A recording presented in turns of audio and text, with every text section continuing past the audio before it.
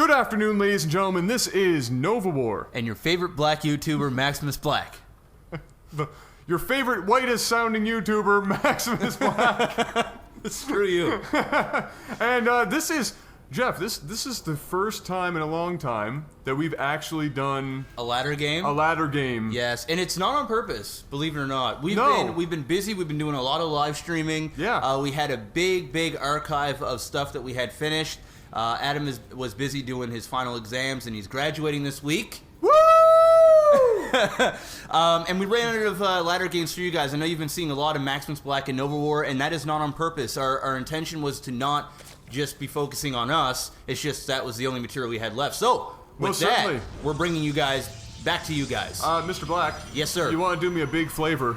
You want to hit me up with that noise, sir? Boom!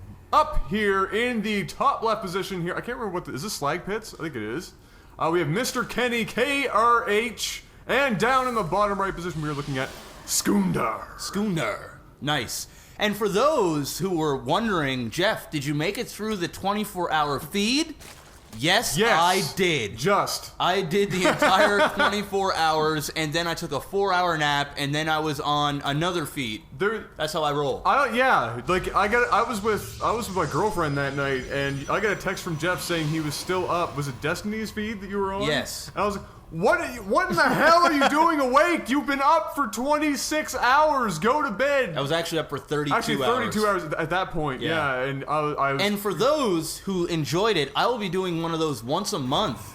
And on the next live feed event, the 24-hour live feed event with Maximus Black, there will be a tournament. Absolutely. I look forward to seeing just how long you can keep up with 24 hours a month before you lose your sanity. Or what is left of it. Great. Anyways. So what are we seeing here? Mr. Black, you are the Zerg player. This doesn't seem to be anything too crazy or out of the ordinary. This is looking very standard. Yeah, no, he's just doing his typical spawning pool, getting his extractor up, getting some gas. It's usually for speedlings, or he'll go into Roach. Another typical play over here from the Protoss player, getting up that... He's on 18? Okay, yeah, no, he's okay. This is pretty bang on. Yeah, he's not doing anything too crazy. Yeah, no, he got his gateway, submarines core, regular openings, getting out Bob the Zealot, and then I would assume to see a Steve come out, Steve the Stalker, not too far after. Steve or the Sentry. Some people switch it up. Sometimes they go Sentry because they plan on an early rush, and they know that a Stalker and a Zealot won't do it, and so they have to wall up. Absolutely. And so they use the Sentry to get that work done. You can get one force field on this ramp, I believe, to do all the blocking work. It's close, but I think you might be able to pull it off. Somebody can probably let me know if I'm completely out in left field. No, but okay. I'm pretty sure you'd be okay. Here comes a couple of Zerglings now doing a little bit of running around, probably just seeing if there's anything too crazy going on. There it is, a pylon going down here from sKoundar. Not going to do a whole lot. He needs to cancel that. No, he needs to cancel it. You know, I mean, essentially, he just had that to block the expansion, but he's not expanding. He's not fast expanding, so it's a bit of a wasted effort. It does look like he did cancel that, so good on him. Sometimes I put it there, you know, not only just for blocking, but also just getting some scouting gun, because if you have it in a good enough place here, you can actually see some units go by, so it serves as a double purpose. But in this case, just getting the hatchery down now, and not you know, this is just a very standard on both ends. Nothing, no harassment being done. This is just, both of them probably have a very specific thing in mind. We are seeing warp gate technology almost finished now here for sKoundar. He's got his second assimilator up and everything. I'm expecting APM for the Protoss players at 70, which is pretty solid for a Protoss player. Pretty high, yeah. Yeah, very, very high. I'm not sure what the APM is coming from, because at the moment he's not really doing any heavy, like, intensive micro. Maybe he's just doing the whole spam clicking. Constantly clicking around, seeing when his buildings are being done, doing a little bit of this crap, whatever that's supposed to do, and then going back over here. And what? Whoa! Hallucination. This is the first time in a fan game I think I've actually seen hallucination. I'll be very interested to see what he uses it for. Some people use it for scouting purposes because they think it's a little more cost effective than going robo to get a. It's another one of those. It's another one of those upgrades that is underused.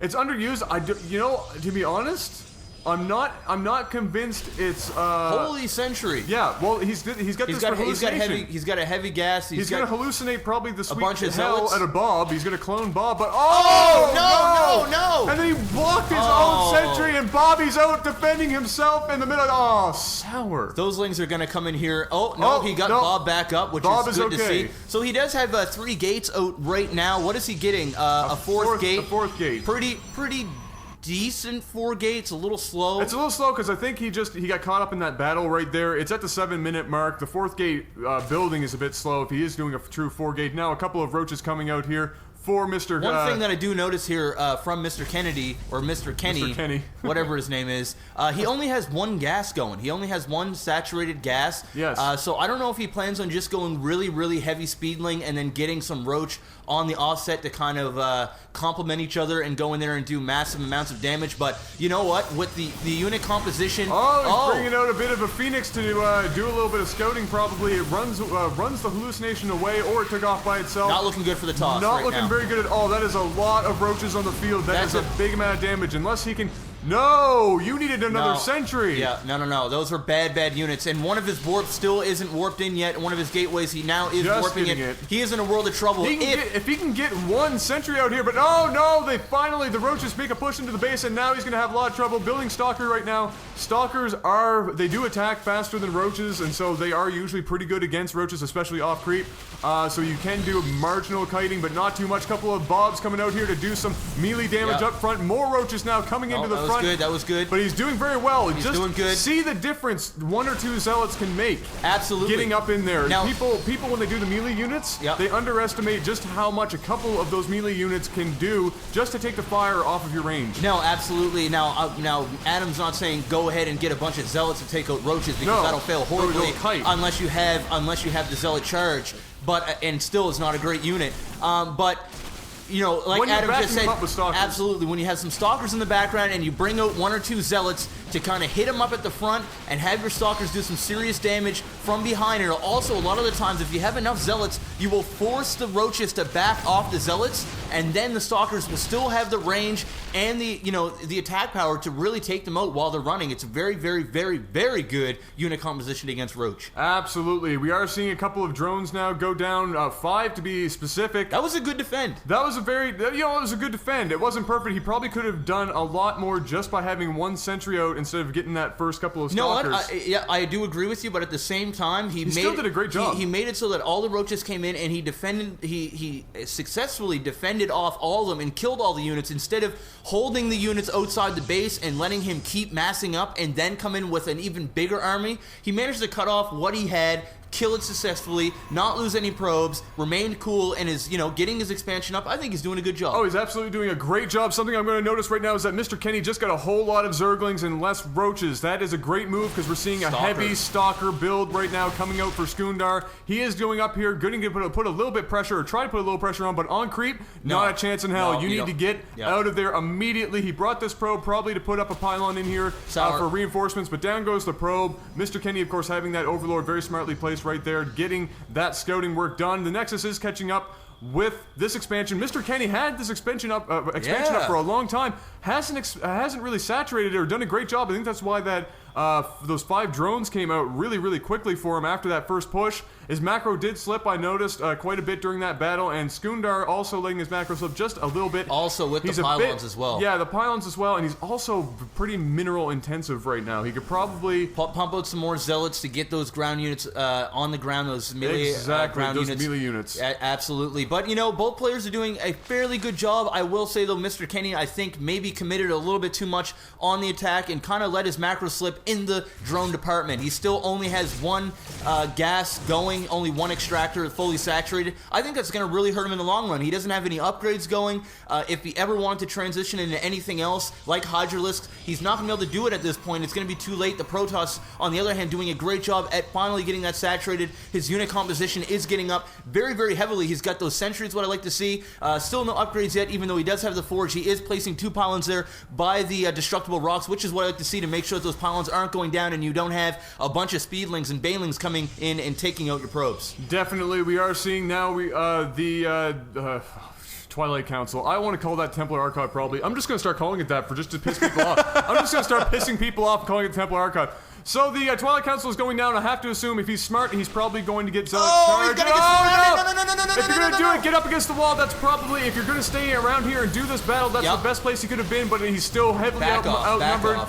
Valiant effort trying to split those roaches off. Not good enough, though. Couldn't get them completely blocked off. The Zerglings giving chase to the Stalkers. That was close. Just got out in time. Could have just lost the game right there. Very, very close. +1 attack now going up here for sKoundar. Speed for the roaches now coming up as well. And still going about 2-to-1 ratio on that Zergling to roaches, which is great for this Stalker build that he's seeing from sKoundar. Now, he better hope and pray that the Protoss does not start upgrading, which is what he's doing, actually. I just see that. Yep. So that's not good. All those sentries need to get the hell out of there. Those are very important units for him right now. Yeah, and no point of putting that cannon up there. I don't know why he put it up there. And look at all these Zerg units. It looks like he is going to get overran here by Lings and Roaches. Now, a lot more Roaches in there. That's what I like to see. And just enough Lings in there to piss off the Stalkers and make sure that the Stalkers are shooting the Lings while the Roaches are doing the massive damage. Absolutely, and the Lings are still getting in there and doing damage, picking them off one at a time. Boom! All of those go down, and GG! Wow. That was a decent game. That was actually some very pretty good nice. back and forth action, some good play on both ends. You know, a little bit of macro slipping here and there. A really good defend by Red. Also, some good pressure there by Mr. Kenny. And I'm actually surprised that he did such a good job with only one gas that entire game. Yeah, I know his build wasn't gas heavy, but at the same time. Well, it was kind of, because I think, you were seeing another gateway going up here after that expansion had gone down, but I think his initial plan was he really wanted that 4-gate. That initial attack from the Zerg kind of slowed him down. We saw that gateway go up a little bit late there. And so normally people don't usually get that assimilator until fairly late in the 4-gate build. I'm talking about the extractor. Oh, you're talking about the extractor? I'm talking about the Zerg. I only had one gas. Okay, because he did have this for a while, just one. But you're talking about this. Yeah, okay. I'm also surprised. He ended up getting the second extractor that I didn't see, but for 90% of that game, he was off one gas. Yeah, absolutely. And he did do a good job. Luckily, he was up against a heavy Stalker build, and so Zerglings were much more useful than the Roaches were. But also something I like to point out is the use of hallucination, which you don't see done very often. And if you're going to do I don't think it was done very well there, though. Well, it's not done super well, but I think in my mind it makes sense. Somebody who plays this game more can tell me otherwise, but in my mind it makes sense because if you're going to 4-gate, you don't get your robo very quickly, right? So you can't get your observer, but you can get a hallucination, and you're going to have sentries on the field. And so for scouting purposes, having hallucination is definitely something that makes sense in a 4-gate scenario instead of spending the extra money to get your robo and that observer. So I'm on board with that. Okay, yeah. Well, if you put it that way, then I do agree. It makes sense in my mind. If you're doing it for scouting purposes. Yes, it's not going to do something spectacular in a battle, but for scouting purposes, it does a great job. And so let's wrap it up. Sure.